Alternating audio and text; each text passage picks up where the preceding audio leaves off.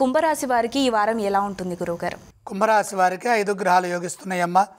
తృతీయంలో రవిచంద్రులు, షష్ఠంలో కుజుడు, ద్వితీయంలో బుధ శుక్రుడు.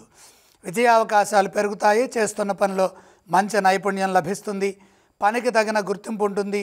ఎంత కష్టపడితే అంత ప్రతిఫలం ఉంటుంది. చేసుకున్న వారికి చేసుకున్నంత మహాదేవ అన్న విధంగా ఉంటుంది. కాబట్టి విశేషంగా మీ యోగ్యతను అనుసరించి కృషిని కొనసాగించండి. ధనాదాయ మార్గాలు పెరుగుతాయి. ఆర్థిక వనరులను అభివృద్ధి చేసుకోవడానికి ఈ కాలం సహకరిస్తుంది. ఉద్యోగపరంగా మీ కృషిని పెద్దలు గుర్తిస్తారు. అందుకు తగిన గౌరవం కూడా మీరు పొందుతారు.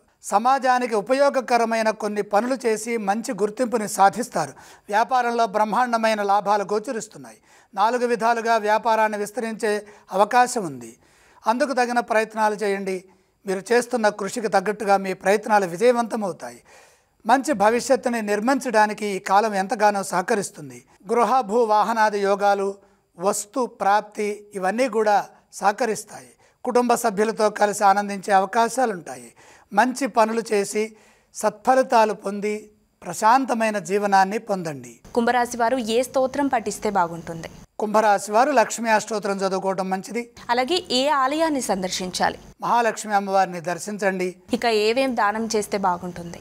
దానాలు ఇవ్వవలసిన అవసరం లేదు.